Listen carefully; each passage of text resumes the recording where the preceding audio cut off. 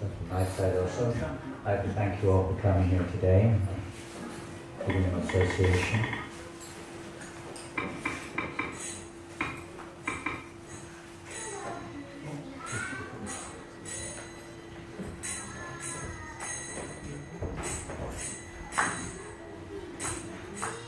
I don't know if everybody knows Janananda. Do you have it? Yes, put it on the screen. Put it on the screen.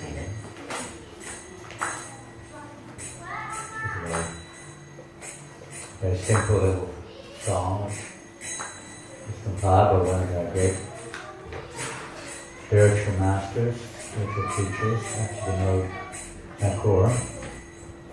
It's just a brief glorification of Krishna and his spiritual realm and his associates. The Prabhupada Acharya of this Hare Krishna movement, he said this is like a window to the spiritual world.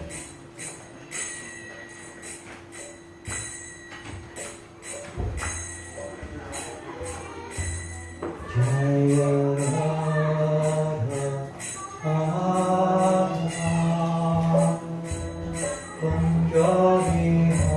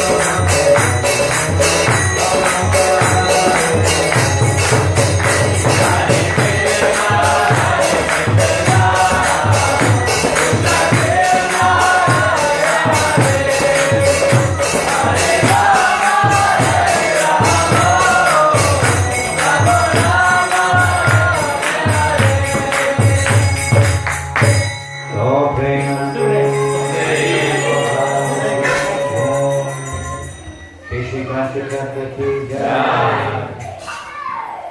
Hare Krishna. Hare Krishna. So just one thing before you start, Maharaj. We just... Gaurangi here, your aspiring disciple, she was up till midnight on Friday night making this garland for you. Thank you, Gaurangi. She wanted to give it to you yesterday, but unfortunately wasn't able to. So we'd like to ask Gaurangi to come up and garland you with this beautiful garland that she's made. Hare Krishna. Thank you, Gaurangi. Thank you so much. The labor of love. Hare Krishna. Hare Krishna. You have my book, right, Gaurangi? She has this book, doesn't she? You haven't got this book, Gaurangi? Come and get it. Here you are, this is for you. This is called Animals, most of you know. Animals in Krishna consciousness. There you go.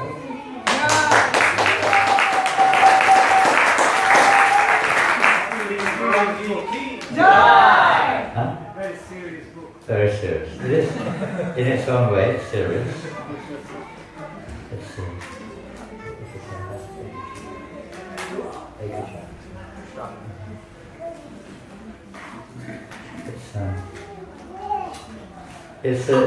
But it gives an indication. Actually, it's quite a well-distributed book now. It's sold a lot. I didn't realize it. Somebody printed it in India, and they sold a lot of.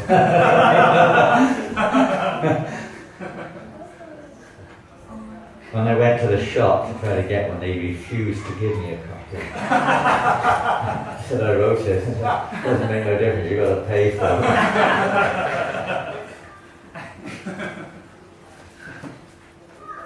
Anyway, it does indicate that spiritual. It's helped a lot of people to understand, the difference. There's a soul, not just human being soul, but everywhere. Animals also are soul. They're living entities. They're souls. They're persons. They have emotions, the same as we do. I mean, it comes out no doubt in different detail, but the same base principle is there. And a lot of people have been affected, I think. I've heard anyway. It may have had some beneficial effect on some people's, let's say, involvement, spiritual involvement. I hope so. I hope you enjoyed the book, Gaurangi. Where's she gone? Is she there? Oh, maybe I'm not meant to mention. Maybe it's a secret. Some of you are friends or family members of Daniel. Anybody here, a friend or family member? Everyone's a friend. But anyone a family member or related? Grandparents? Where are the grandparents? Oh, they are? Married all. Welcome. Hare Krishna. Good to see you here. Thank you. Anyway, we'll leave that till later. So, is anybody coming for the first time? First time coming? Thank you. How did you come today? How did you find out what brought you here?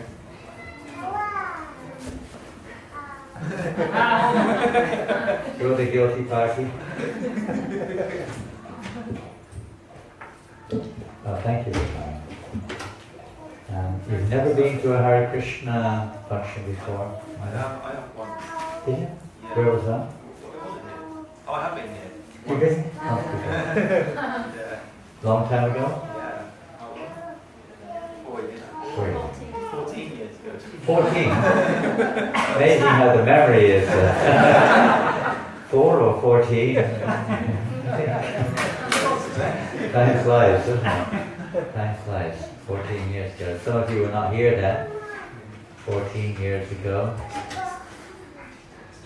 So as I mentioned, I first came to Newcastle in 1972. With Hare Krishna, we were just doing books. in Newcastle, 1972. He came back on and off over the years, traveling around the country, chanting Hare Krishna, trying to, if you're very young and enthusiastic, trying to engage others, and connect others. And in 1980 I came here and stayed here for some time. We had as many of you are from Newcastle itself? Anyone here from Newcastle? Or living, let's say living in Newcastle, or Greater Newcastle, including Gateshead, or Sunderland, or Wallsend, or South Shields, or wherever Hexham, Durham, anywhere around the area. Anyone living in the area? Pulls up, and it pulls up if you're living in the area. Put your pulls up. You're not. Where are you living? That's not far away. That's in the area. Come on. I know they're the best of friends, aren't they? Sunderland and Newcastle. Amazing how this identification label creates. Sometimes, I don't think it's very much now, but it has created historically some kind of image and some kind of feelings. You see it sometimes. Just because of the town you're born in, or the colour you're born in, or the religion you're born in, or whatever, even gender sometimes. There's that, you develop hatred or love or different relationships with each other without ever meeting, without ever understanding. This is all bodily identification. They're the same thing with animals. We see them as objects of our pleasure. We don't consider it so much from our perspective, sometimes, not so much. Spiritual, let's say, vision, supposed to see a little bit beyond that. But oftentimes we forget and identify ourselves with being whatever it is, a Geordie, or what do they call people in Sunderland? Do they have a name? Macam. Macos? Macam.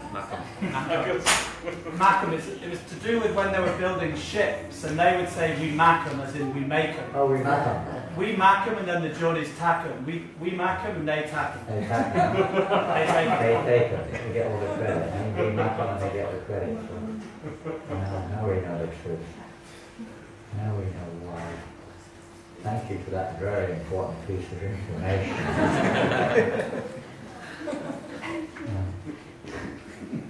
He's also living in Sunderland, right? Yeah, that's He's also Macam. He's a Macam.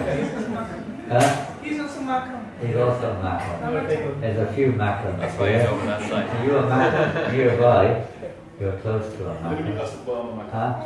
I live in Newcastle, but about Scotland. Over that way. Hey.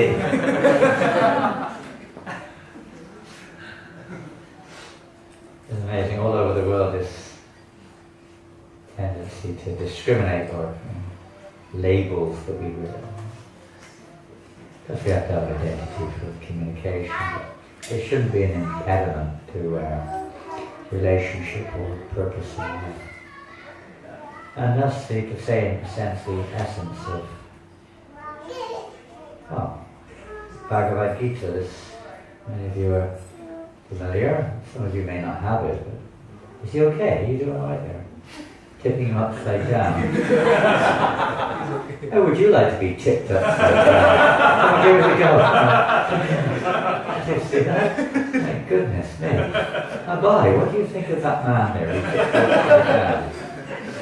Wait till I get older, I'll get that. Who does he think he is?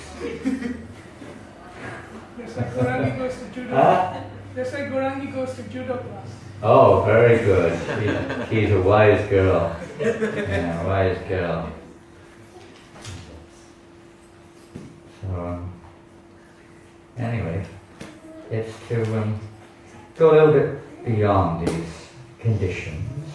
We all have our material body and our material condition and material natures and so on. That's okay. But to understand our spiritual nature is not a very common pursuit, is it really? We don't find many people, many Macams chasing after the soul. You don't find a lot of self-related makams. Self-related Geordies walking around.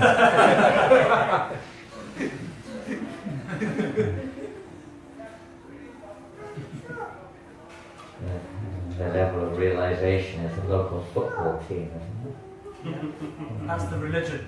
That's the religion of the area. Most religions, unfortunately, are also tinged with this temporary achievement process, mostly based on gross and subtle improvements, improves the standard of living, etc. Okay, that's not wrong. It's not the real, that's not the spiritual goal. Everything material has its beginning and its end. Nothing remains long in its form. And the energy may remain, but the form which it takes is. So in the Bhagavad Gita, it's touched upon in all religions and spiritual paths to try to see beyond just this temporary world. You see in the Bible, he says, I'm in the world but not of it. It's not a real home, in a sense. We're talking not of the body, but of the person inside the body. To find out our actual identity. You could say that the problems which we face in the world, whether they're problems due to unrest, terrorism, or whatever it may be called, labelled, are related to this. They're due to this identity crisis. Thinking that I am something, or we are something, we are a particular denomination, or we are a particular race, country, gender, generation, even generation gaps are sometimes even there. Proclivities, different tendencies that people have, and we discriminate due to condition, things we've heard, but we don't necessarily really know the actual situation. We just assume or become conditioned to think in such a way. Spiritual knowledge is to try to help us to go a little bit further than that, to rise above that level of relationship. Because if we make a relationship based upon material identification, then definitely it's going to create a lot of friends and enemies, a lot of duality, you could say, takes place in this world due to ignorance of our real identity. So research our identity. Hare Krishna. How you go? Oh, you look smart today, Jagadish. Where are you coming from? I have to go to work straight after. Where are you working? I can't quite read it from here. Mighty, almighty. Almighty. Working for the Almighty. Good. Okay. So we'll read a little bit from here. I've opened on this particular section of the Bhagavad Gita, so we'll read here. Om Jnana Timarandasya Janashalakya Chakshurmritam Yena Tasmai Shri. This is a little mantra which we often say before we read or discuss things. It's just like a little prayer, it's like a little recognition and offering our respects to those great personalities who've given us this opportunity, from whom we've received some of the guidance and knowledge which we're trying to live in our lives. It's customary even in material, well it was, maybe not so much now, but when I remember when I was a kid, not so much, but when the teacher would come into the classroom, we would stand up. Do they still do that? Do they still do it in the classroom? In Russia they do. They still do it in Russia? Yeah. When the teacher comes in, all the students stand up. Isn't it? Now in England, when the students come in, the teachers stand. Bow down to the students. And if you misbehave, they give them a good rap on the knuckles or something. Yeah, there's the kind of natural respect for authority, for teachers and doctors and priests and any senior person in society, even age-wise. That respect is quite common here in England. I can't speak everywhere, but I'm sure, I know it is in Asia, of course. I presume in most countries, that natural respect is there. So because, they're senior. We're receiving our knowledge or our facilities from them. So we show respect. So it's like, especially like spiritual, because we don't have our own means, really, of obtaining spiritual knowledge. It's not easy to obtain just like that. And when we do receive it from somebody, then we show not just our gratefulness, but we're also asking for their blessings. Honoring them for great service which they're rendering to society. There's a great missing link in society today. There's progressively more and more mature knowledge, people say, about different aspects of the universe, and about human body and so on. And there's nothing necessarily wrong in that, if it's in the right light.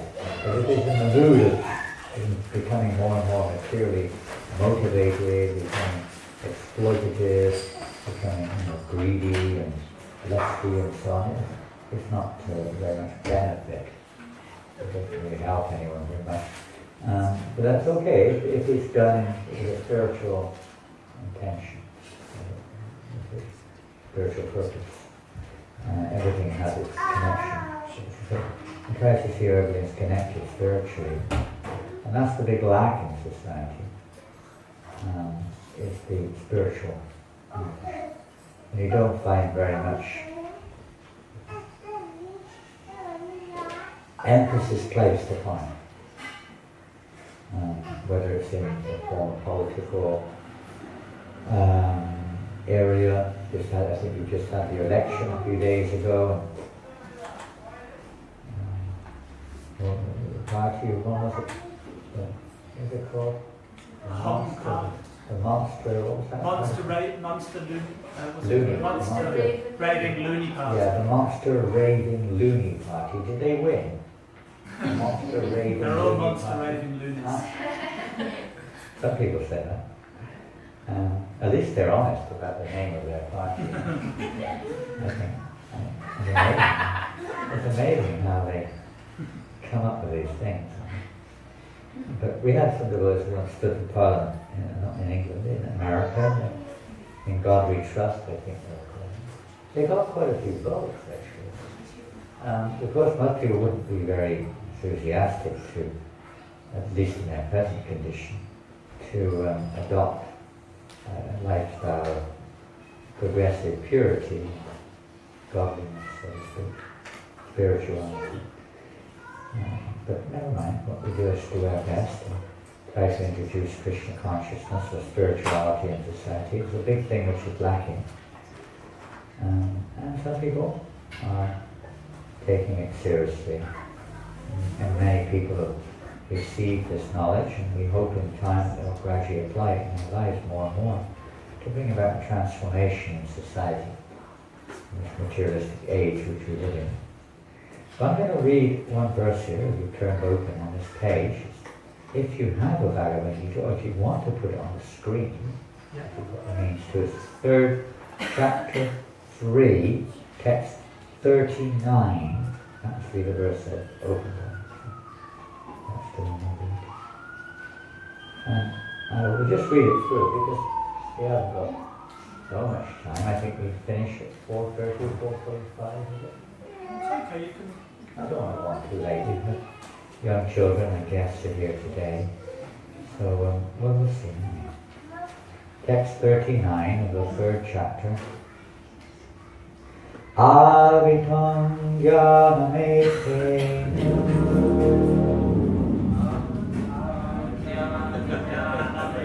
Someone's got a rough voice. Someone's got a very rough voice. It sounds like an elephant trying to repeat an answer. Unusual sound. Is that someone's stomach? We're getting hungry. What was that? I think it was a Harley Davidson actually. Oh, it was a Harley Davidson. I imagine Harley Davidson. I was just reading a couple of days ago from an interesting book. It's called Chasing Rhinos with a Swami. Have you got that one yet? Shyam Sundar's book has just come out. It's called Chasing Rhinos with a Swami. It's a funny title. It's not literal, but Prabhupada said that when he came in the early days to the West. He said, because he was very challenging, really amazing, doing things which no one would really think about. Very bold, dramatic preaching of introducing Krishna consciousness into the world. So he said, we have to be like that. We have to chase the rhinoceros. And he said, no one can catch a rhinoceros. But if you catch the rhinoceros, everyone will say, wow, that was amazing. And if you don't catch the rhinoceros, they will say, anyway, it doesn't matter. No one can catch a rhinoceros anyway. So it's a win-win situation. And so Shyamasundar is one of the first devotees in this Western Hare Krishna movement. He always took that on board. He always did everything he could. He was the one who met the Beatles, who contacted Prince Charles, who started the first Rath Yatra, who did the first huge public, events with big groups chanting Hare Krishna like Grateful Dead. And you've never heard of them probably unless you're really into underground music. All sorts of groups, Moby Graydon. He got them all going. And he was the one who, basically he got the Krishna book, funding of the Krishna book. So many things. The Bhaktivedanta Manor. He built the first temple with his own hands. He built the first Jagannath deities. He was always one for these type of things, He just wanted to do something special for Prabhupada, really challenging. And when they first came to London, they had no temple in 1968. And then there was one newspaper, and you probably haven't heard of it. It's called IT. Some of you are working in IT. Maybe it descended from that. It was the underground newspaper, which was the newspaper of the hippies. Some of you were a member of the hippie community when you were young? I don't know. What is your name? Steve? Yeah. Steve? You were here? You were a hippie? In the late 60s? The magazine was called Oz. There was another one called Oz, there was one called Mad, but there was one called IT. And they had their base in London. It was in Betterton Street. And they were the first one. They were a little bit more sober than the Oz or Mad. They were a little heavier. And they had their up, and they moved their office, and they met the devotees in various ways. They were all meetings here and there. And they offered their building to the devotees. It's the first temple of Hare Krishna in England, in Betterton Street. It's in London. What's it called? The market. What's the market there? Covent Garden. Covent Garden. In the Covent Garden area. They started the first temple in 1968 in Betterton Street. And when George Harrison was in San Francisco, he invited, he made some invitations, said you should come to London or some of the music groups he met there. So one of them came. They were called the Grateful Dead. They were very friendly with the devotees. They were very close to the devotees in San Francisco. Shyam Sundar was in San Francisco before he came to London. So they came and they just suddenly turned up. They got the devotees in Betterton Street. They got a call.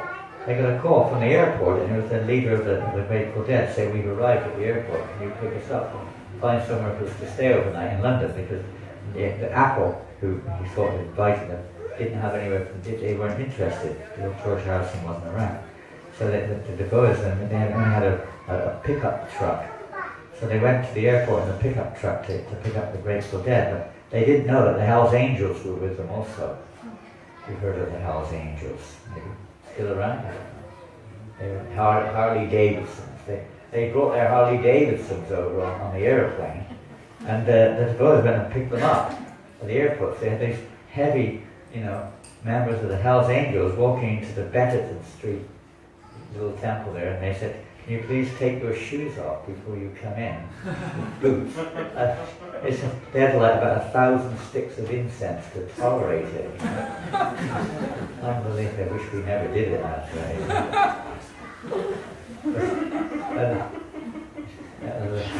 the Hell's Angels. That was their first entry in. Their first entry into England was through the Hare Krishnas. The Hell's Angels came in, stayed overnight on Patterson Street with the devotees, two of the big Hell's Angels, and big leather jackets and mantles and so on. I don't know how they got in. They did anyway. And then they started their chapter. They call it chapter. Hell's Angels. Anyway, as you mentioned, Harley Davidson, it came up. So here we go, and this is very relevant. Avitam Jnanetena Jnanino Nityavarina Kamarupena Kaunteya Pushpurena Nalena Cha. Now, I'm just going to go forward a little bit here. A few words I want to mention here in this verse. We can mention them all. We'll just mention a few. One is Kama Rupena. You can see it in the third line. Kama Rupena, it means in the form of lust. Very interesting, because a couple of verses earlier, a very interesting question was asked. Bhagavad Gita, spoken by Krishna to Arjuna, that it's meant to all 5,000 years ago, in a very precarious situation. But these instructions are relevant to all of us at all time in every circumstance. They apply to everyone. They're not just some temporary religious doctrines. These are facts of life, which we all have to face. Kama Rupena means in the form of lust. And lust, Arjuna asked a question, maybe 4 verses earlier. And he said, what is it that causes us to act in various ways, sinfully, or whatever you want to call it, as if against our will, almost by force, we're driven to act in such a way. And I guess everyone sometimes has experienced that very vividly. It's going on all the time in one sense, but sometimes very vividly. We get angry or we react to some situation, we can overcome. Our senses get the better of us, we say sometimes. And so what are the answers? And Krishna said, Kama Esha Kura Esha Ajagun Samudbhava Vidiyam Hiravayam Mashama Papma Vidiyam Hiravayam. It is lust only, Arjuna, lust only, which in contact with the modes of material nature and mode of passion transforms into wrath or anger, and is the all-devouring sinful enemy of the world. It's the enemy of the world, lust. What is lust? Most people, I don't know, what would they think lust means? Most sexual, they think sexual, isn't that lust? Mostly considered like a sexual urge of some kind, I guess. An unbecoming sexual urge, or overboard, more than normal. Some may, but it means a lot more than that. It means acting on one's own whim, with oneself in the center. It could be lusting for anything. Be lusting for a paper tissue. Not very serious form of lust. But you could be lusting for anything, Any kind of thing for me. I want it. And it develops into greed and then envy, of course, if you don't get it and so on. Or they're all related. Then become angry. And they're all related. It's lust, this desire to want to enjoy something. I said it's for my pleasure, whether it's sexual enjoyment, it could be anything, food, objects, money, people, anything, property, lusting over things. It's the thing which binds the soul in this material. So it's Kama Rupena in the form of lust. And then, what is that Kama Rupena? There's a word there, Dushpurena, Kamalena. Nice verse. Dushpurena Nalena Cha. Also, it is never satisfied and burns like fire. And the translation goes, thus the wise living entities, because by nature the soul is Satchidananda, is eternal, full of knowledge and bliss, covered over. Thus the wise living entity's pure consciousness becomes covered by his eternal enemy in the form of lust. Covered over, that's all. It's like you get a jewel and it's covered over by dirt. You can't see the jewel. The jewel's still there, but it looks like a bowl of dirt. Or if you have water, it's clean, and then you put all kinds of things in there, it becomes dirty, murky. You can't see through it. The water can be cleaned, the jewel can be uncovered, but there's a process of cleansing the water, process of uncovering the jewel. The soul is like a jewel. Like a jewel. Just an example, but not exactly a material jewel, but it's just an example to illustrate. And this effort to satisfy, we're covered over. The pure consciousness of the soul is covered by all kinds of desires, all kinds of concepts and attachments which we have. And of course that means karma, all kinds of karmic reactions covering our consciousness. And that's actually causing all the problems. We think we have to fulfill, isn't it? And to fulfill all these desires, then I'll be satisfied. Isn't it? I need more and more and more and more. Then I'll be happy. Isn't that what they all promise when they stand for Parliament? We will give you more. Isn't it? We will satisfy your desires. We are here to represent you.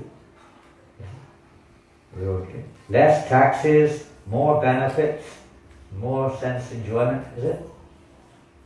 If you say my policy, we're going to raise the taxes, reduce the sense gratification, make you work harder, and I don't think you'll get many votes. Huh? Well, it's probably what they do when they get in. They make a manifesto is not like that, is it? But everybody knows it, but nobody seems to do anything about it. Isn't it? Every time you say the same old damn thing over and over again, it makes no difference, eh? Isn't it? But we don't do nothing about it. And if someone offers something about it, no, we have to suffer. It's almost like we're conditioned to suffer. It is said in the Manusmriti, that's a very old scripture, which is the guidebook for mankind in terms of practical behavior, that lust cannot be satisfied by any amount of sense enjoyment. Pretty frustrating, isn't it? No matter how much you get, you're still not going to be satisfied. It's a living fact. The Rolling Stones, they sang about it, right? I'm not going to get into my terrible musical mood, but they sang a song about it. They couldn't get any satisfaction. And they got all the material things that most kids at that time wanted, and still they were not feeling satisfied. Well, we're always hankering for things. Oh, a new one, another one, another place, another this, another that. It's gone extremes now. Now it's become another partner, another this, another, so many things, another sexual proclivity. It never ends. They're never satisfied. We're still not satisfied. No matter how much we've got.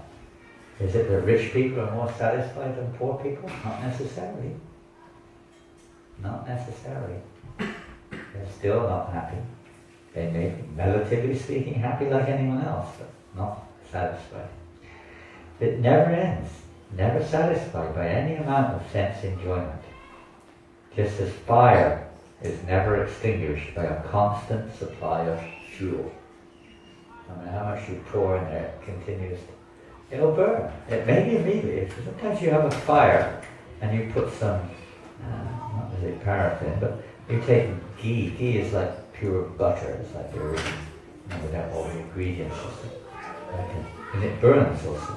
When you put that on initially, the fire goes down a little bit, hot. But then when it heats up, boom, it burns up like anything. As soon as it gets to that temperature, it ignites and goes, really burns. So it's like that. We satisfy our material desires for a moment, and then they burn again, but stronger. In the material world, the center of all activities is sex, and thus this material world is called Maitunya Agra, the shackles of sex life. This attraction to enjoy the senses, particularly the genitals, is very, very strong. And every species of life may be more conditioned by the impulses and the modes of nature, different animalistic lifestyle, but in human life it can happen anytime. It's like it doesn't have any necessary timing, it's just whenever. In the ordinary prison house, criminals were kept within bars. Similar to criminals who are disobedient to the laws of the Lord are shackled by sex life. Isn't that an amazing statement? Most people think that's liberation, freedom. That was the hippies' motto, free sex. That was their, if they had anything to stand for, politically, it'd be free drugs and free sex. Right? That would be one of the things. And it's still the same with a lot of people. And that was just like a sign of success or something. But here it says it's the shackles. It keeps us bound up. There's regulated sex, which is recommended. Even the Bhagavad Gita, Krishna talks about that, buying that sex life according to religious principles within marriage and so on. But it goes out of hand, completely out of hand, terribly out of hand. This day and age, there's all kinds of abominable things going on. And it binds us in this material world. We become very attached. And it's a kind of intoxication to your sense enjoyment. You can't get it out of your mind. The more you feed it, the stronger it gets. Never satisfied. Children, have you ever noticed that? Isn't it sometimes? Are they satisfied the more you give them? Well, I want this, I want that, you give them this, are they satisfied? They want something else then, don't they? For 5 minutes they're happy with that toy, then that one gets thrown out the window, and it's got to be another one, right? Isn't it? Smash, bang, crash, break that one, they want another one, and then they see another kid's got one and they want that one, and it never ends. And the same with everything. They're just children and adults are the same. We just call it, a different terminology, but it's the same thing. We're never satisfied. We want something new all the time, whatever form it takes. We're still not satisfied. Because satisfaction comes within, and any circumstance, whatever comes its way, one can be happy. Advancement of material civilization on the basis of sense gratification means increasing the duration of the material existence of a living entity, because that's what we want. Religion, which just provides material sense enjoyment, is just binding us in this world. Not really anything valuable.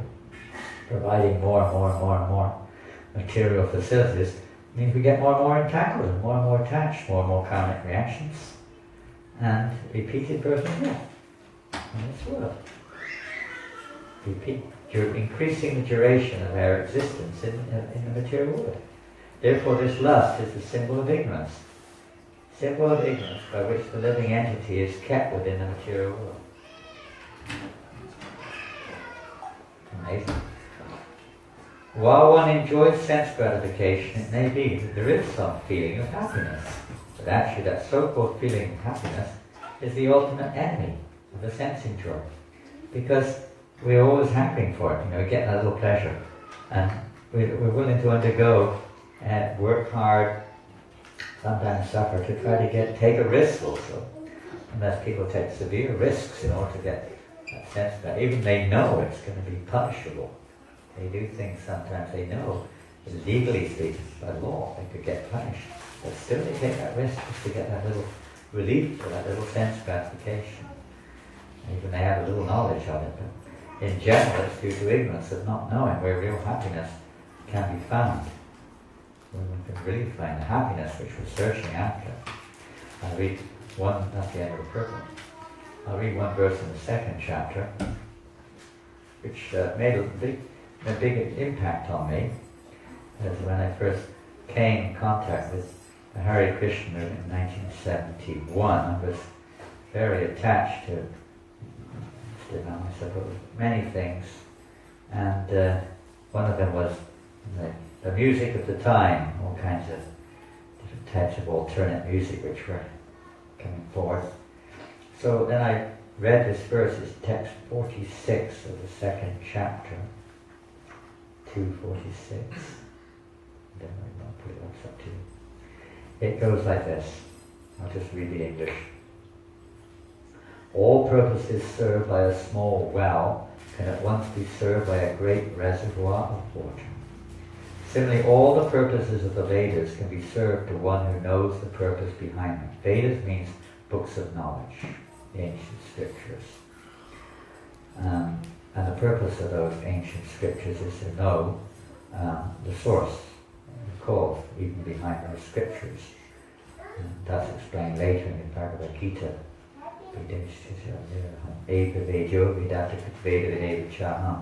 But the source of the origin of knowledge, the knower of everything, the purpose of knowledge, everything, is explained later.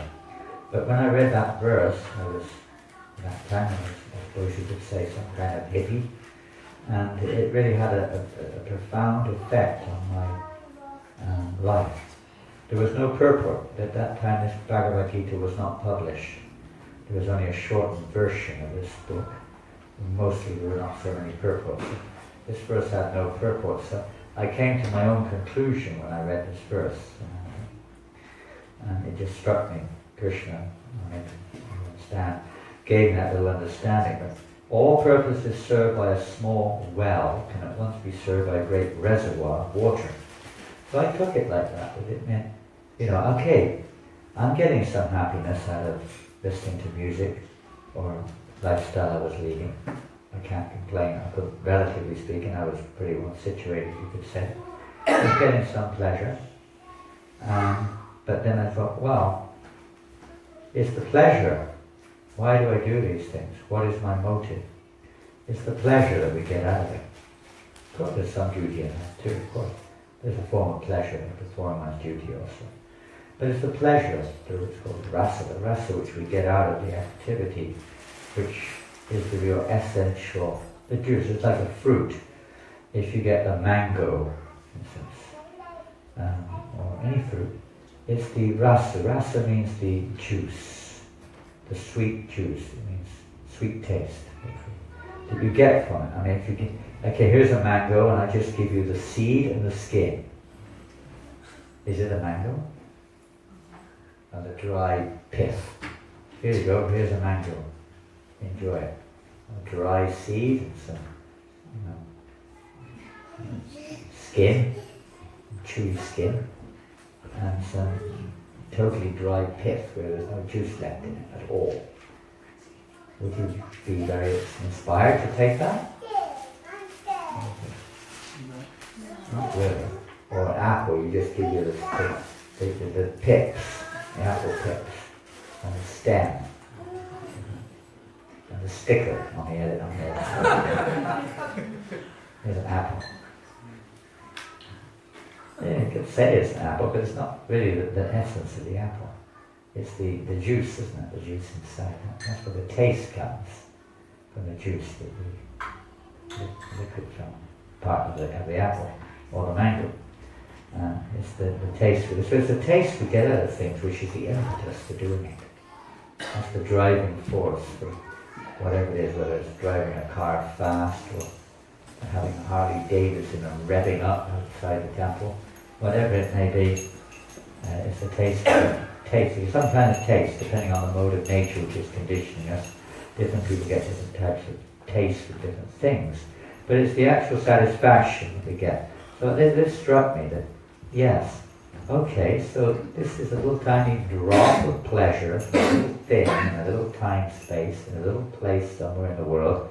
I'm getting a little pleasure out of it. I'm tiny, the place is tiny, the thing is tiny, and I'm getting a little tiny bit of pleasure out of it. Okay, accepted. But if it was a great ocean, and let's face it, the little pond gets its water from the great ocean. It's a process, but it gets its water from the great ocean. That's the reservoir. So whatever you get from that little pond, you can get in the great reservoir, but in unlimited quantities. And if it's the satisfaction which I'm looking for, well, if Krishna consciousness is, or Krishna is the reservoir of pleasure, then if I try to connect with Krishna, then surely that happiness will be satisfied. And that's the secret. Krishna explains that a little bit later in the second chapter, a few verses on. That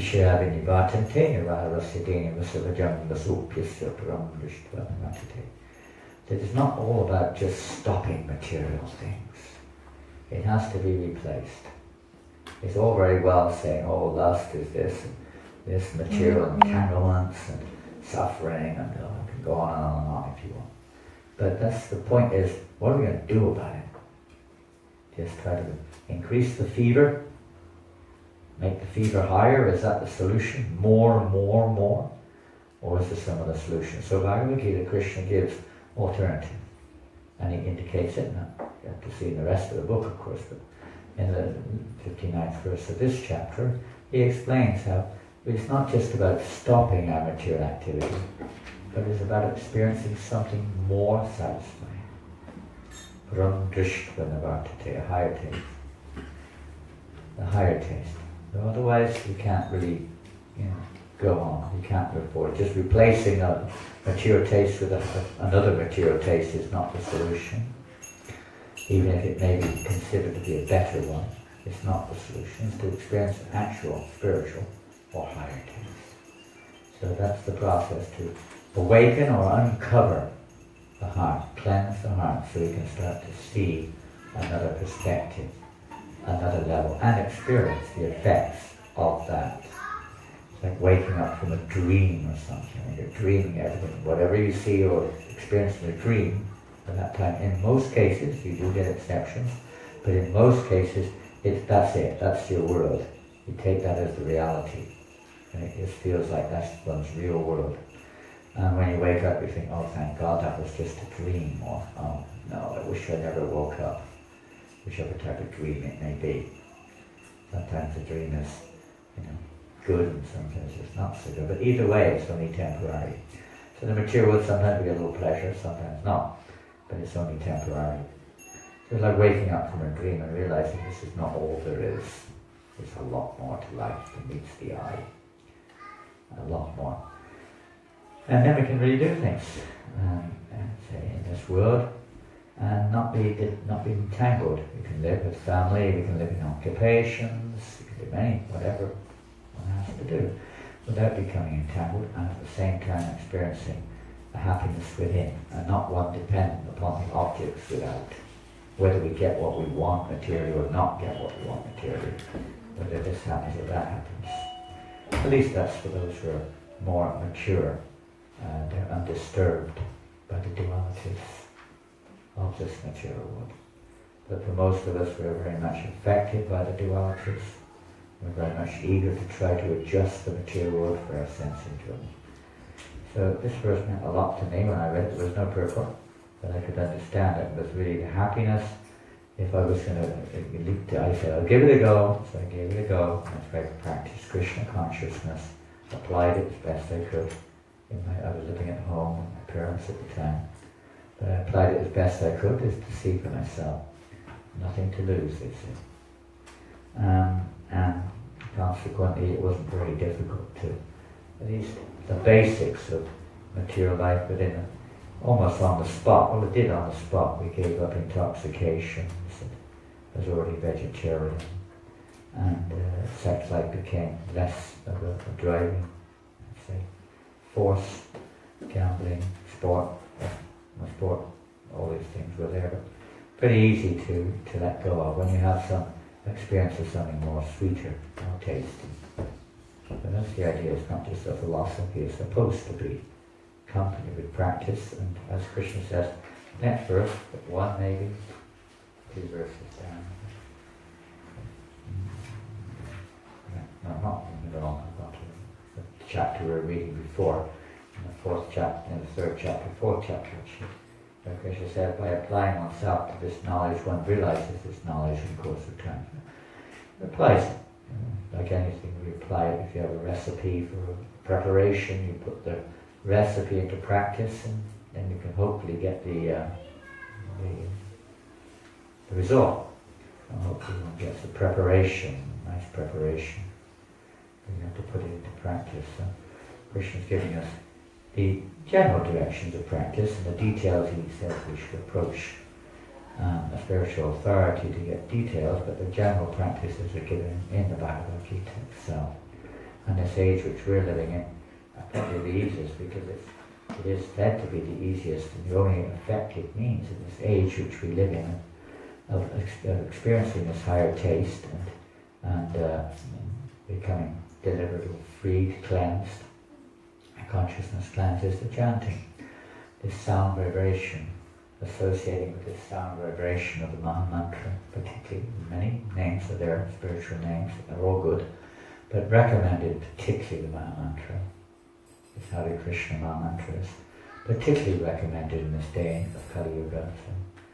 So, previous spiritual masters and Krishna himself has recommended this chanting, public chanting, particularly this public chant, like many of you did yesterday. Some of you here yesterday were there on Northumberland Street. We went out yesterday because it was such a nice sunny day yesterday. It was so beautiful. And so many people were out there on the street enjoying the heat wave and Newcastle. They even came, the muckers, what they're called? Macam. Even not the muckers, the Macams. Even many Macams came. And many Macams came over the border to Geordieland and joined us yesterday, chanting and dancing and sharing Krishna consciousness in Northumberland Street. It was very impressive to see how you all came together as a united program. Very nice. See how many people participated. Very kind of you. Thank you for doing that. I hope you can continue doing similar sharing programs. You can even do it in Macam. What's it called? Macam Loka? Macam land of the Macams. You can do it in the land of the Macams and make it truly Sundar. Sri Macam Dham. Yeah, we can make in that land of the Macams, you can make it Sundar land, isn't it? Sundar. What is Sundar? Beautiful. Beautiful. We can make it very beautiful by sharing Krishna consciousness. And because the soul is very beautiful, and that's why there's a little beauty in the material world, because of the soul. The presence of the soul makes the body look a little beautiful sometimes, relative. As soon as the soul goes, the body just rots. So, Hare Krishna, thank you very, very much. I hope you can experience a little drop of that higher taste, singing the holy names of Krishna. Just try to hear that sound, and allow it to purify our consciousness. Which it does. Association naturally affects us all, both materially and subtly. We get affected by association. So I want to offer this little opportunity to all of us to try to take more advantage of the association of the holy name. So are there any questions?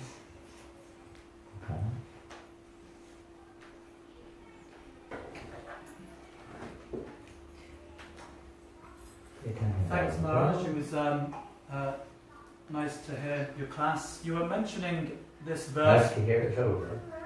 Yeah, I'm getting hungry. I want the higher taste. The higher taste. You were talking. We have a book called The Higher Taste. Is it here? You have it? We've run out. Run out. It's so popular we ran out. So don't run out without the higher taste. Okay. You were talking about this verse where Krishna says that, if we get a higher taste, that's the juice, like you were saying, the mango is juicy. So that when we get a higher taste in Krishna consciousness, then we lose taste for material pleasures.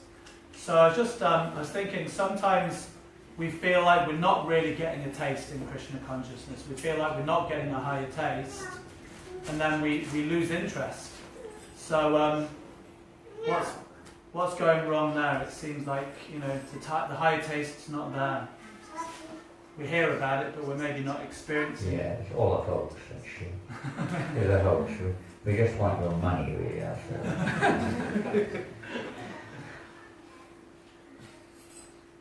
Yeah, it's natural. Sometimes well, not natural, but that sometimes happens. And we go up and down, naturally. We're in the material world. We're surrounded by our previous objective attachments of various kinds. We do have responsibilities in this world too, which naturally occupy a lot of our space and time. We have our previous conditionings with all of accompanied, attachments therein, which we may not even be aware of at the present moment, and how deep sometimes our material attachments are. Karma comes up in certain points of time. At certain points of time, those attachments may also surface. We may have developed various kinds of attitudes towards purists philosophies, and they become cynical or whatever it may be over many lifetimes or in this lifetime. You may be surrounded by people who are other strong opinions who constantly try to, by their association, influence us. We're generally not so fixed in consciousness, especially in the early stages of our spiritual path. And oftentimes it's, we're weak-hearted or we're just not really realized in that sense. We may be getting a little taste. It's just like you take, for instance, somebody who's a drug addict. And many times they make a sincere endeavor to become free of it. They know it's not good for you. They go through the courses and they try their best to get free. But then oftentimes, either by weakness of heart or by association or some other influence, they fall back into their behavior pattern again. Whatever, it could be anything. And any kind of addiction of any kind. Hard to kick and hard to get free of. So there may be many reasons why one may start the process of Krishna consciousness. Krishna says there's no loss, of course. Any amount of practice is not a loss, even if it's only a small amount of advancement. It's never lost, it's a permanent gain. But because of association and already conditioned natures sometimes, we get weak, we get carried away with other things, it's too difficult. Everyone around you is doing something else. The association we've got doesn't seem very attractive either sometimes. When you go to a hospital, you don't expect everybody to be in good health. It's just the way it is. I mean, you went to the hospital, you start complaining when you're in the hospital. This is a terrible place, I'm sick. I've come here, everyone else is sick. How the hell am I going to get better in a place like this? Definitely, but there should be at least some persons who are, especially some examples of those becoming healthy, examples of those who are healthy or helping others to become healthy and so on. So there'll be all different degrees, but sometimes we oscillate towards association which is not so healthy, and we get infected. And today, in today's world, also it's prominent in more than just person to person. We have all the wonderful modern technology to allow us to access everything, practically speaking, that is or isn't going on around the world. And so we get affected sometimes. Just like that verse said, consciousness of the living entity becomes covered by our eternal enemy in the form of lust. The association of desire for sense gratification, or lust in the form of seeing ourselves in the center, gets the better because we're coming from that conditioning. It's easy to get drawn back into it in the beginning stages. It's very easy. And the more mature stages is less likely to happen. But in the beginning stages, one can easily become covered. And the other aspect is, of course, is that it's not easy to practice Krishna consciousness without the association with devotees in the beginning stages. It's often quite difficult. So in ancient cultures, at least in India, the whole society was designed to try to facilitate the occupation, the nature of the individual, at the same time to give spiritual opportunity in life. But now it's almost one or the other. It's like very difficult because our society is mainly geared towards materialism and material success and so on, education, occupation. So it's a little more difficult. You feel like it's almost one or the other. Spiritual life is like something over there, and material life. But they shouldn't be like that. So in an actual human culture, society, they wouldn't be simultaneous. So you wouldn't have to leave or go. Both would be going on simultaneously in a healthy way, so you could gradually progress according to one's position. Sometimes imitation, we try to become a pure devotee overnight, and we're not perhaps quite ready for it. This is the process of gradual purification. The whole, scientific or systematic program for gradual development. We're in a system where that's not facilitated, it's not there. difficult to create, to maintain steady consciousness in a very troubled world when we've already got all of our various attachments, our various desires and so on. Very hard just to accommodate them and not become attracted or carried away. Sometimes we may also, our behavior patterns, we may behave offensively or negatively towards other living entities. That doesn't help also. So getting the right association, the right medicine. It's like you go to a doctor, the doctor has a medicine, but if you get the wrong medicine, it's not going to help you. I remember one time in Malaysia, I had a disease called E. coli. Have you ever heard of it? I don't know what it's called. Is it called E. coli here?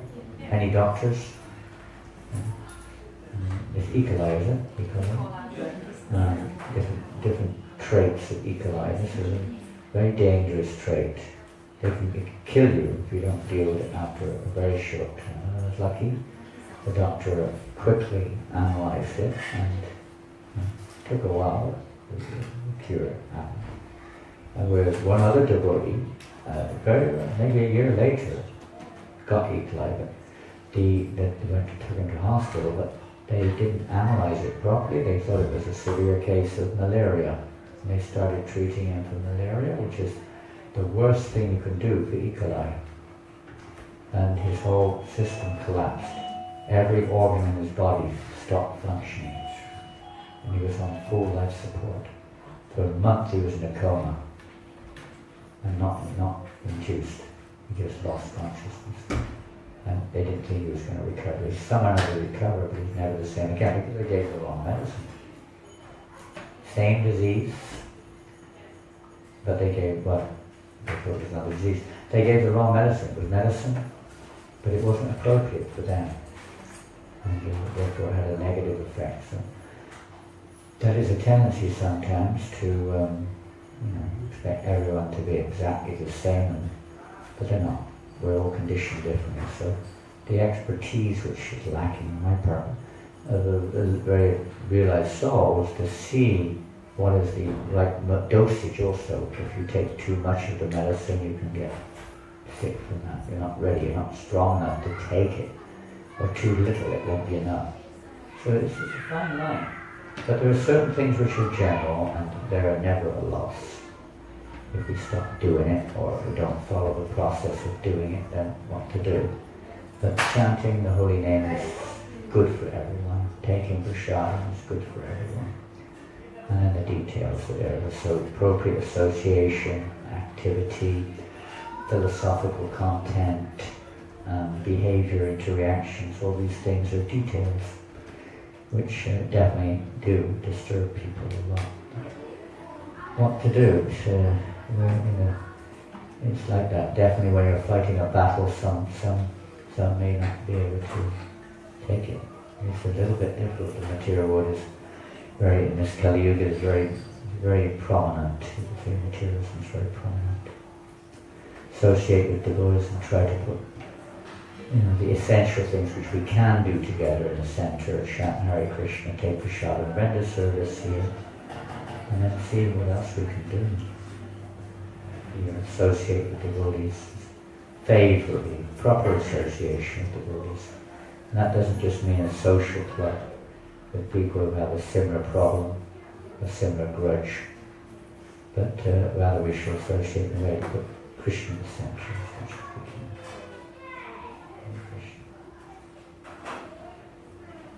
Okay, just 5 o'clock. Last one more question. Yes, sir. Well, my name's Lee. Lee? Lee. Lee. I'm very new to all this. New or neutral? Very new. Well, I'm also very new. Yeah. Well, I'd like to thank you all for welcoming me into your temple and making me feel most welcome here. You're always welcome. I come from Scarborough. Pardon? I come from Scarborough. Scarborough, did you come together? Oh, wonderful. With John. Ah, John, where's John? I don't know where he is. Is he here now? I thought he'd gone. John's still here. If I chant, please. Yes, please. I've searched for... I've searched in a lot of different kind of religions to get some peace and happiness and a bit of love, which is what I'm longing for. What advice can you give me with this that you're doing today? What advice can you give me for me to find the love and peace and happiness that I need in my life? What advice? The all important question, I suppose, which every living entity wants. We all want happiness, love, peace, and maybe a few other details, but those three are pretty much universal. Pretty much universal. So that's what this... There are many, many different methods to try to achieve the natural instinct or natural need of the soul. Material, different degrees of material commitment, processes are there, different group activities, so many different things to try to bring that about, because it is natural. It's the complete nature of the soul to desire these things. But unless, as we've been a little bit discussing, as long as the living entity is covered by various degrees of lust, the real happiness, love and peace cannot be experienced. Real peace is when we realize our true spiritual identity. Not just that we're men or women or old or young or rich or poor or black or white or human or animal or educated or whatever it may be, whatever identity we have. There's only a certain degree of peace, love and happiness there in relating to similarly minded persons of similar consciousness. Because material whatever is always changing. We have to find that platform of relationship which is eternal, which is permanent. And that is the essential, underlying and so direct, emphasis of Bhagavad Gita, to find out our root, who we actually are. It's only when we find our real home, our real nature, our relationship with the Supreme Person, only then, because love is born of the Supreme Person, because it is reposed in the Supreme Person. We're all His parts and parcels, every one of us. There's no question of the chosen one. Every living entity comes, everything comes from that supreme reservoir of love and pleasure. Free will, we may have a little free will, and we've chosen to look elsewhere to satisfy that natural desire. And that desire will only be fully satisfied. Like a child who may go away from home to try to enjoy independently. And of course now it's a whole different world, we could say, but in principle only when a child is at home is a child fully in a safe, satisfied, peaceful situation. So similarly, when the soul reconnects with the origin of love, we all have a loving relationship with the Supreme Person, as a person. And that's why we have this hankering for love.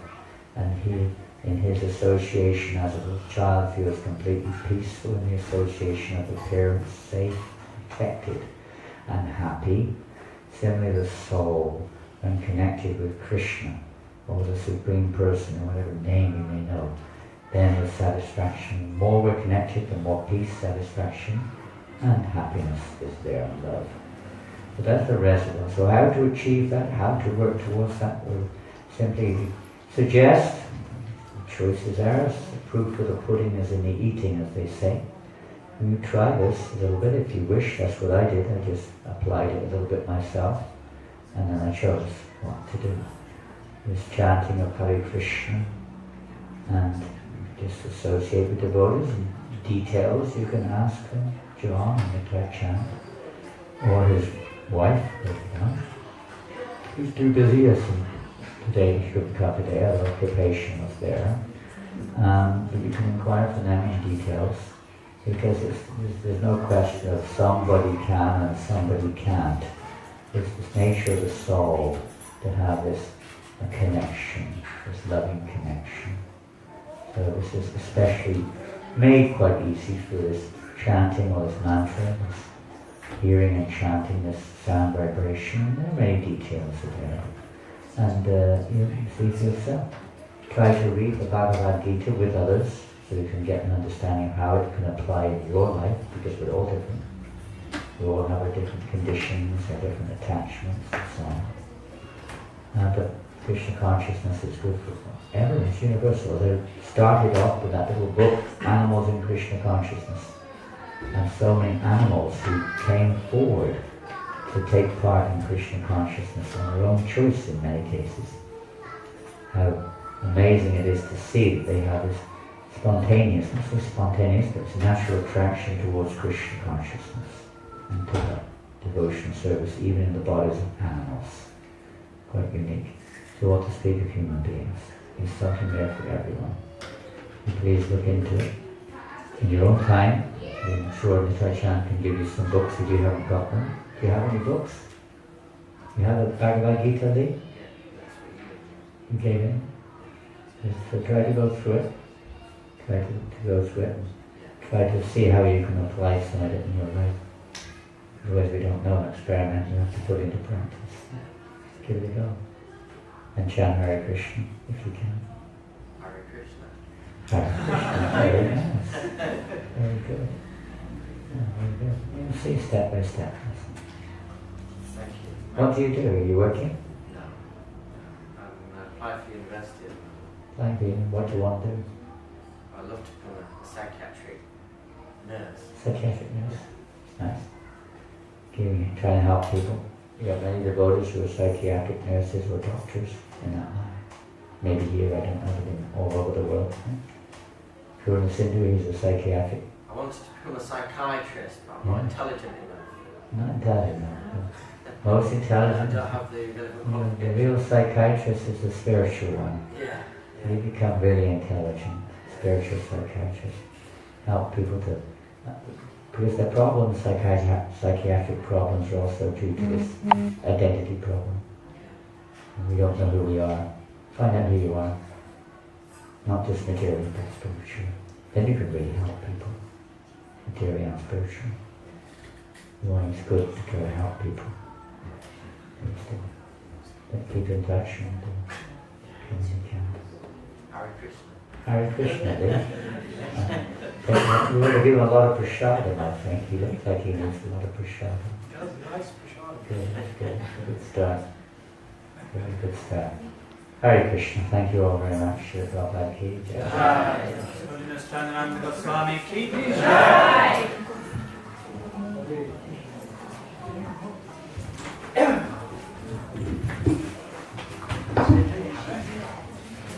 So just before we move on to the next part of the program, at the start of the class Maharaj was speaking about the Grateful Dead.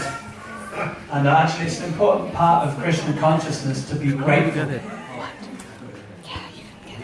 To listen to the Grateful Dead. So it's an important part of Krishna consciousness to be grateful. Sometimes this is known as the yoga of gratitude. We're grateful to Krishna for everything that he's doing for us and everything he's providing for us. To show that gratitude, we love and we serve Krishna and we chant his names. And it's also important to show gratitude to the devotees, to show our gratefulness to the devotees who are serving Krishna nicely. So today we wanted to show our gratitude to some of the devotees in our congregation. In fact, first we'd like to show gratitude to Janananda Maharaj for that wonderful class. So let's give him a big Hare Krishna on the count of 3. 1. Hands up, look, hands up. Both hands in the air. Let's show our warm gratitude. 1, 2, 3. Hare Krishna! Very good.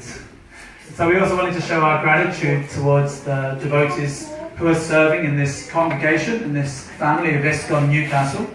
And particularly this was Vrinda.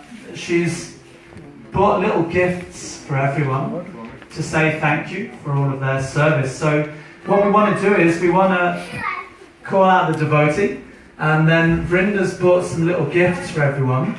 And we wanted Maharaj, we wanted to take advantage of Maharaj's association, we wanted Maharaj to give the gifts to the devotees. Yeah, that's going to be part of it. So I stand corrected, actually. Husband doesn't always know what his wife's doing, so actually it was also my wife, Janananda, and her mother, Vrinda, that have wanted to show their gratitude to all the devotees. So they've bought gifts for each of the individual devotees. So this is in no particular order, but we are going to start with the kids.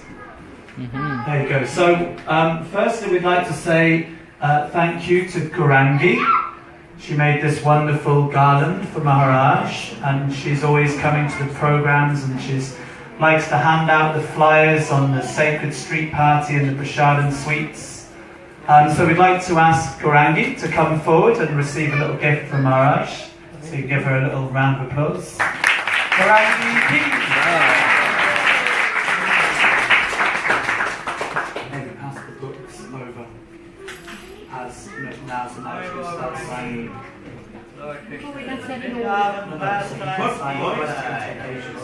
Just give them as much and sign as I'm speaking. Do they have a choice, or the children get books? And okay, next we'd like to thank Gia. Here she is. She has been a great devotee in our community for a long time. She loves singing Hare Krishna. She's always happy and jolly. And this is her grand spiritual master. Let's give her a round of applause. And her sister Kishori. Is Kishori in the room? Kishori! Just now coming. I know, this is her younger sister. So let's give Kishori a big round of applause as well.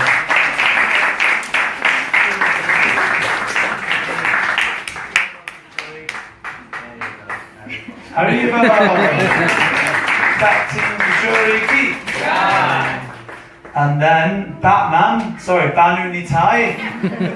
Here he is, he's usually got some Batman socks on. Where are your Batman socks today? Give him a round of applause. Oh, he has got them on, okay. Okay, and his little brother Oscar is wearing very nice dhoti today. So, Banu, do you want to escort your brother? Bring little Oscar along as well. Look at that, he's wearing tilak today. Give him a round of applause.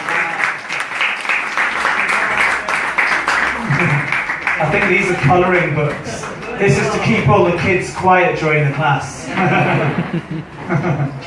And we have a special one for Daniel. Where's Daniel? It's his birthday today. And in fact, I think we have it. One moment, Daniel. We have a little special gift for you because it's your birthday. How old are you today, Daniel? He's 8 years old today. And his grandparents are here as well.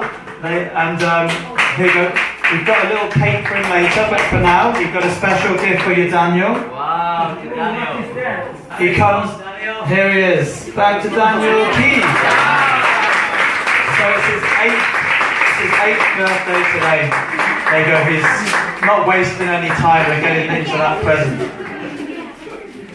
So we're going to be singing happy birthday to him a little bit later. And now to move, because these are the kids. Now we're going to move on to the big kids, or those who are young at heart. What about these young guys? Yeah, I don't know. This is the list I've been given. We can. In one sense, it's hard to thank everyone. I haven't met these guys. But what's your name? Let's give them a big round of applause. What's your name? Connie. Honey. And this is your brother. Okay, so let's give Connie, and what's your name? Joseph. Let's give Connie and Joseph a big round of applause. Is this their first time to the temple? Okay. Connie and Joseph, please.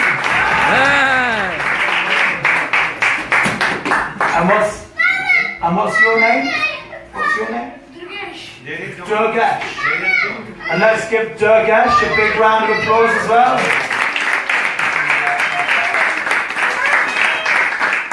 And who's this little boy? This little boy in blue over here, what's his name? Romy.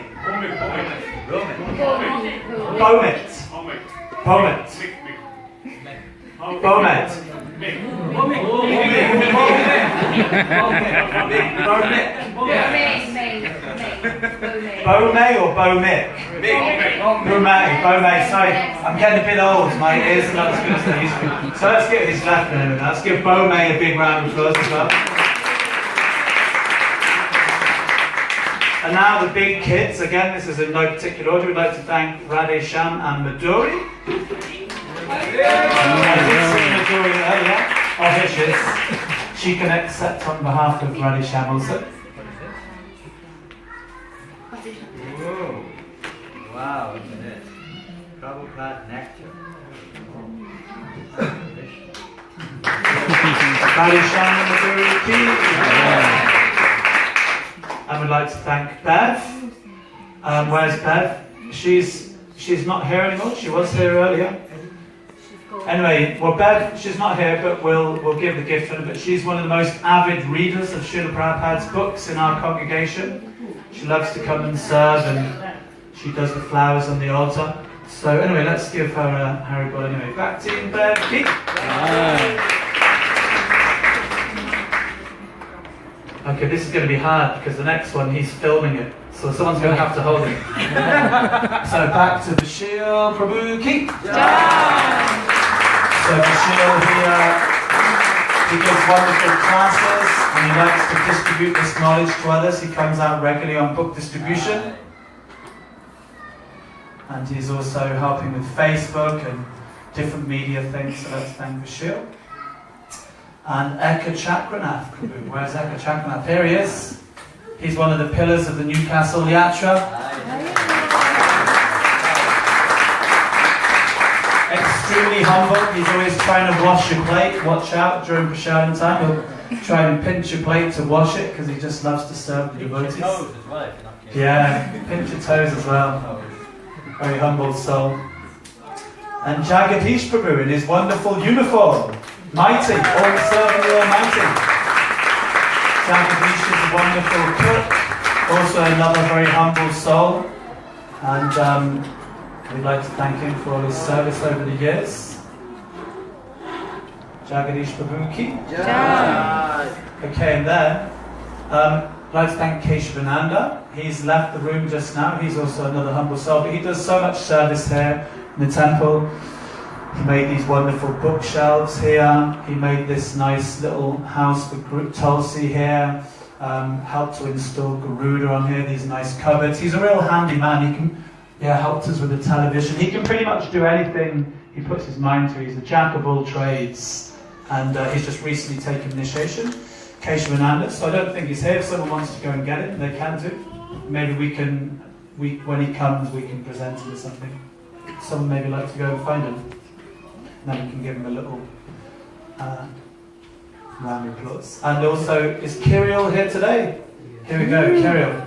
He's a great musician, loves to play the guitar, loves to sing Hare Krishna and share it with others. Kirill.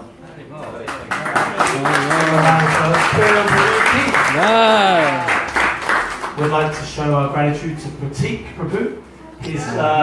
He's our resident Madanga Basha.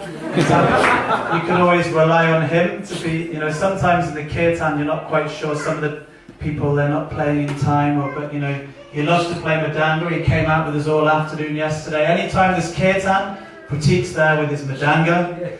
And he's the ambassador of Dubai. I think he's given practically everyone in our congregation a Dubai t-shirt. Maybe he's working for the marketing and tourism of Dubai. But he's studying here and we really appreciate all of his association. So, Pratik Prabhu Ki!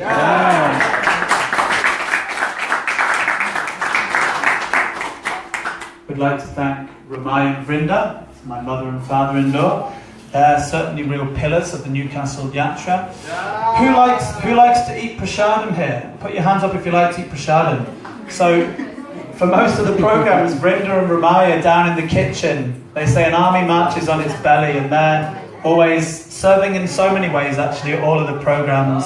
So we'd like to say thank you to Ramai and Vrinda. Oh, it looks like the wife took both gifts.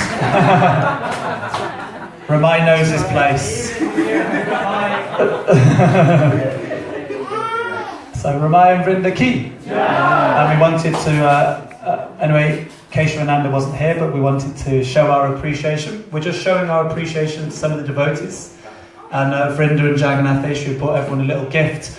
So we've got a signed book here for you from Janananda Maharaj. Please give Keshavananda Prabhu a big round of applause. Keshavananda Prabhu, hey!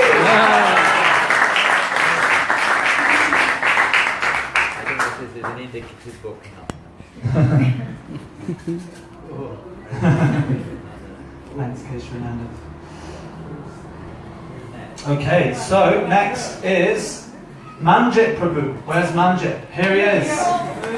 So usually at the end of the program, when we ask if anyone would like to help cleaning up, we get a few volunteers, but some people use that time to shoot off. But Manjit's always here right till the end. He's always cleaning the temple room, he's sweeping, he's mopping, doing so many menial services. He helped us install the CCTV and we'll get the CCTV. So he's the loving husband of Anu, so I'd like to thank Manjit Prabhu Ki. You want him to go to another planet or what? Actually, I should also say he's a very flamboyant dancer as well in the kirtan. When the kirtan gets going, you'll see those moves. He's a great dancer. We'd like to thank Yadav Prabhu. He's here. He's also a resident Madanga Basha.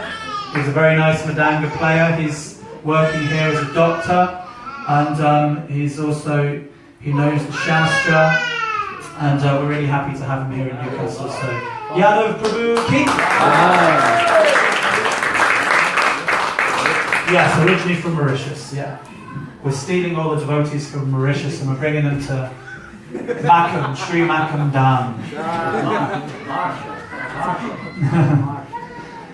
We'd like to thank Gokul Krishna.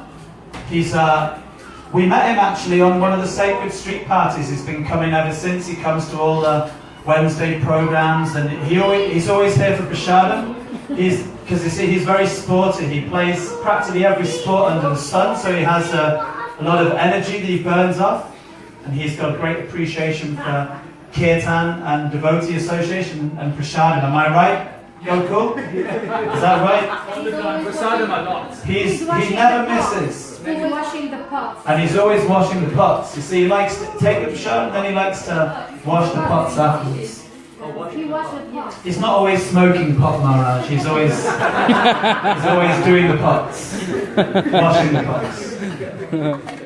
And we'd like to thank Swati and Venkatesh. They've just started coming, but they're showing great enthusiasm for Krishna consciousness, and they're coming along to all the programs. So I'd like to thank Swati and her husband Venkatesh. I don't know if he's here. Give them a round of applause.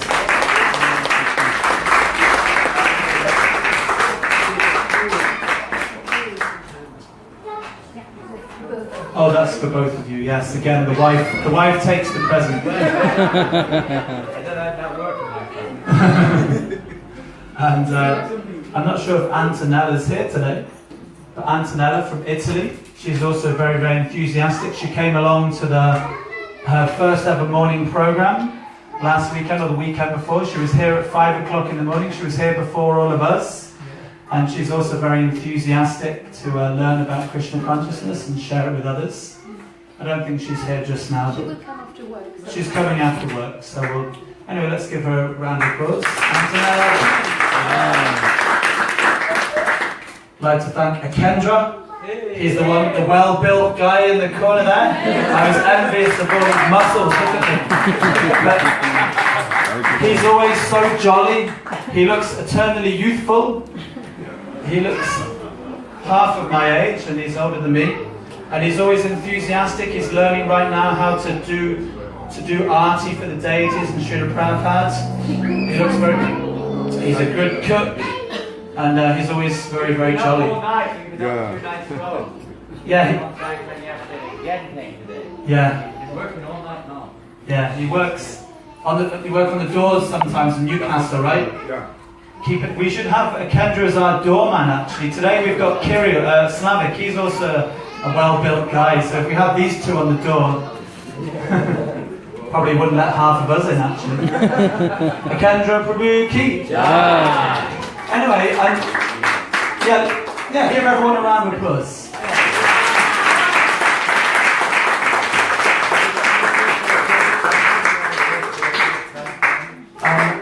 We don't have any. Well, we should maybe give everyone a little gift. And for everyone else, but Yeah. we need to do it correctly. So we wanted to say, firstly, we apologise if we have got a few more actually. We haven't quite finished it, but if there's anyone that we haven't mentioned in the list, don't curse us. It's not easy to. But we'd like to thank everyone for coming along. And actually, are there any people who are here for the first time? Put your hands up just now. Saxane always puts his hand up there. And what's your name? Pratamish. Where are you from, Pratamish? You're from India. You've come all the way from India just for the program today. Oh, okay. My family, wife Sanika. Ah, wonderful. Okay, so please let's give all of them a round of applause and welcome them to the School of Newcastle.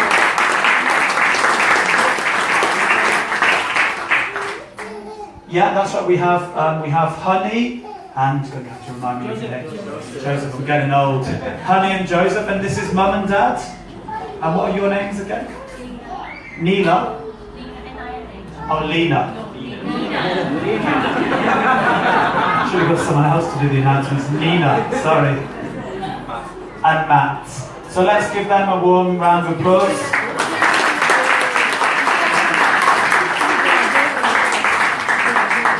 Who's going? First time here, Lee. Okay, yeah. Okay, just we want to say no one go anywhere just yet. Vishnu Priya, no one go anywhere just yet.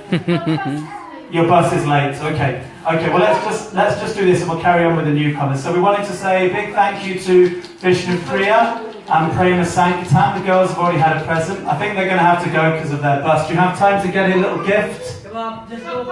You can. Papa will take it. Come on, you can come and take it, Vishnu Priya, quickly. Okay, let's give Vishnu Priya a big round of applause. And Prema, courage to be chosen. So the wife gets the present.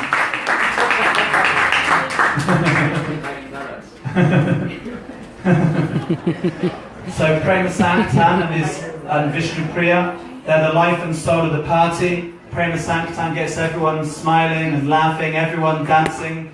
No one escapes from dancing in the kirtan when Prema's around. Vishnu Priya is a very good example of a very humble devotee, always serving in the background, unassuming. Anyway, they're wonderful devotees and we really appreciate them in the community. They have to go back and catch the bus now, so Vishnu Priya, Prema Kishori and Jia Ki! Okay, we're still going through the newcomers. We'd like to welcome Lee. Give Lee a big round of applause. Anyone else who's here for the first time? Brother's wife here, Ashima, and my brother here as well for the first time. Well, I mean, he's been here like 5 years. Your brother? Yeah. Which one's your brother? Outside. He's outside. Okay. Did Slavik not let him in because he was on the door? What's your brother's name? Manish. Manish. And his wife is somewhere? And what's your name? Ashuma. Ashuma. And Manish. So let's give Manish and Ashuma a big round of applause. They've come, of course, today to help celebrate Daniel's birthday, so we're really happy to have them with us. Yeah, Janananda and Goswami Prema, let's give them a big round of applause.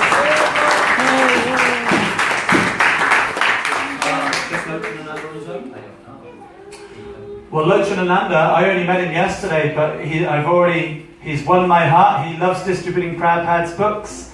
We went on the Sacred Street party yesterday. As soon as we got there, he was picking up books. He was just letting them fly, engaging so many people. And today he's cooked the feast. So let's give Janananda Prabhu a big round of applause. We have one other newcomer over here. Don't like to label. We'll do Garanga. Okay. And is that Garanga? I can't see here. Sharadiya Rasa. She's I know. Maharaj was pointing out. So give me a second. I can't do everyone all at once. I'm not Lord Brahma, I've only got one head, not four. We wanted to say thank you to Sharadiya Rasa. She's very learned. Both materially and spiritually. She's been studying, she's doing a PhD in Durham just now, and she gives very, very nice classes. So I'd like to give Sharadia Rasa a warm round of applause.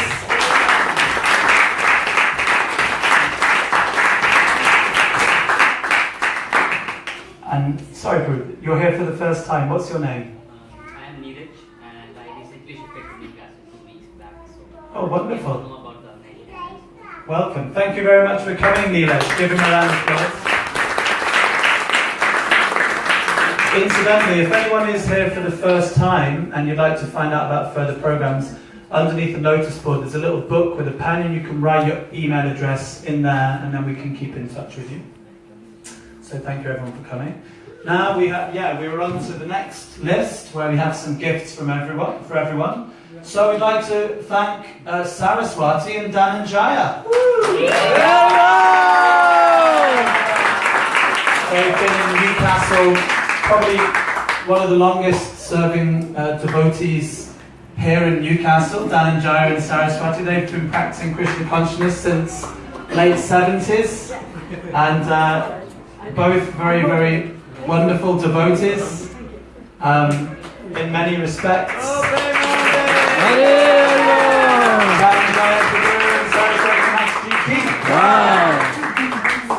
We'd like to thank Andrea and Satchameda Prabhu. Where's Andrea? Oh, come on, up you come, Andrea. This is the mother of Banu and Oscar. Andrea makes wonderful cakes. I think she may have made one today. And Satchameda Prabhu. I said Eka Chakranath was the most humble devotee earlier on, but it's a close race between Satcha and Eka Chakranath. No, he's my guru. Satcha is also responsible for all our media and online presence here, developing the website and so many other things. You never see Satchameda not smiling. Give us a big smile, Satcha. He's one of the most jolly and humble devotees in the community. We'd like to thank Lakshmi Nrsimha Priya. Give her a round of applause. She's always serving in many ways. She cooks a fantastic apple crumble, really spicy apple crumble. She loves to decorate the altar and spicy, yeah. She puts like cinnamon and she puts hairs on your chest. Even the ladies. Now we'd like to thank Lakshmi Nrsimha for all of her dedication. She also leads very nice kirtans. Thank you very much, Lakshmi Nrsimha Priya Dasi. We'd like to thank Kamut and also her two daughters Supriya and Shruti. They've been coming to the temple for years.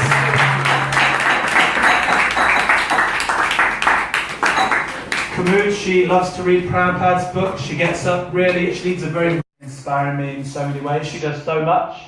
I couldn't do half of what I was doing without her.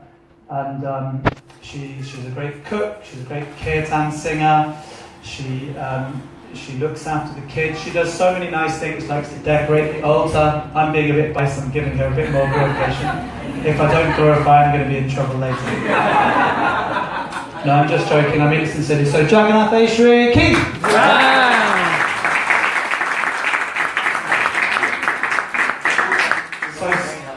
So sorry if we've missed anyone out.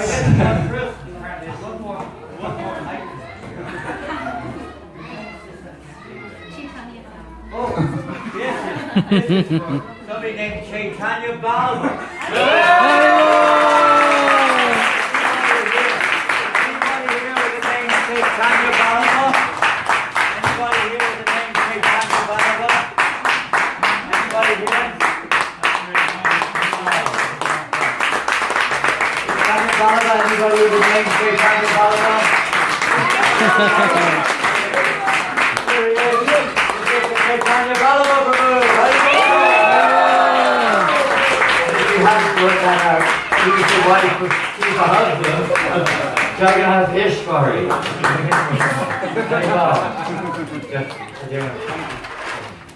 Hare Krishna, Srila Prabhupada Ki. We just wanted to thank Chaitanya Vallabha for all of the service he's been doing and for being so personal and inspiring all the devotees in Newcastle. He's always up till very late at night after he comes back from work. He's always doing the emails, making sure it's personal, making sure he's involving everyone. He's always over the phone with different devotees, encouraging them to come out. And we would also like to thank him for organizing the Sacred Street Party. There are some devotees who've been coming to our temple for 20 years, never hit the street before, and he's taken them out, and these devotees are doing good distribution. So thank you so much for your service.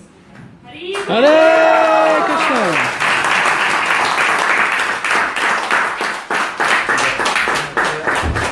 I wrote that down for what to say. We'd especially like to thank Srila Prabhupada, because actually if it wasn't for Srila Prabhupada, none of us would be here.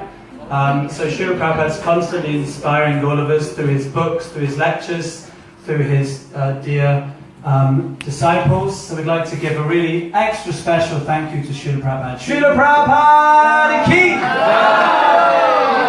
And our offering to Srila Prabhupada is we're going to continue with this sacred street party forever and ever, and continue to try and share Krishna consciousness with everyone in the Northeast. So we'd love you all to come and join us as well.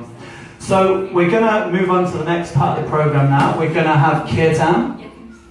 Like we said, sometimes Srila Prabhupada said, all of my books are word jugglery to convince us to chant Hare Krishna.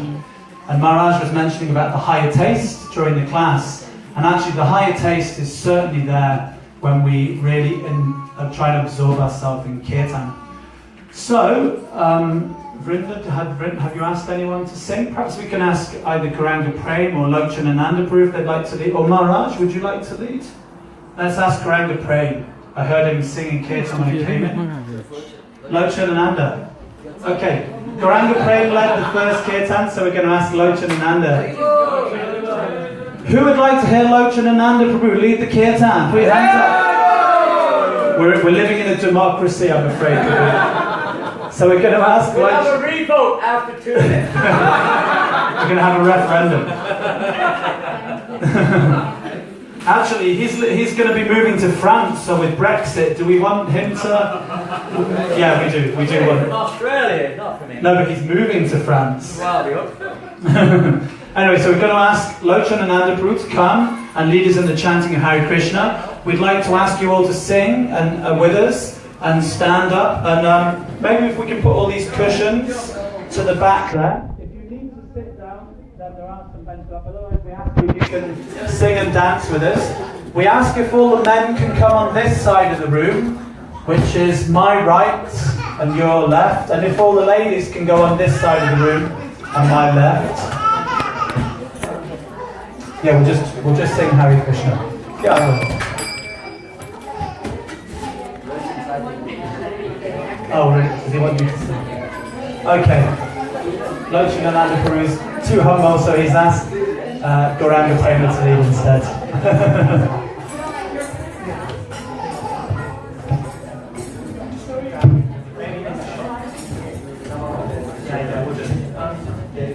I'll put it up on there, and then we'll just Hare Krishna no Gauranga.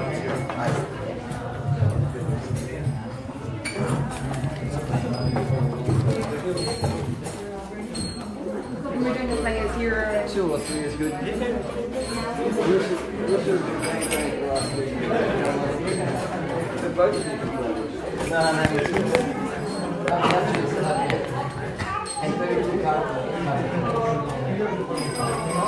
Nama Om Krishna Pradaya Krishna Prishtaya Bhutale Srila Devaki